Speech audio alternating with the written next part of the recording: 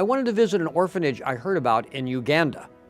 Getting there was not half the fun. It was a 4-hour bus ride in an overcrowded bus plus 45 minutes on the back of a motor scooter on a dirt road. And I got to this orphanage and there are 25 kids there. Most of their parents had died of AIDS. And I'm talking to the founder and I said, what could we do to help? Again, that's my question. And she said, we have room for 45 children, but we don't have enough money for 45 children, so we only have 25 orphans here. And I said, well, what do you need the money for? She said, school fees. I said, well, how much are the school fees for a child for 1 year? She said, $100. I said, you mean if I sent you $1,000, you'd get 10 more kids here?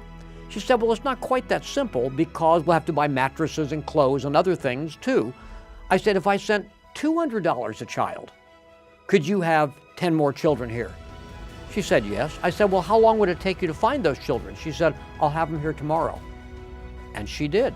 And recently I gave a talk and I told this story and somebody came up to me afterwards and said, but that means there's still room for 10 more, right? And I said, yeah. He wrote me a check for $2,000 and said, we'll get them.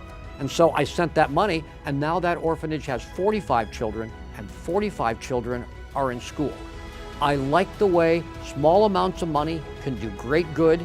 It takes a little bit of detective work and sniffing them out, but I find places where we can do really good work without huge amounts of money.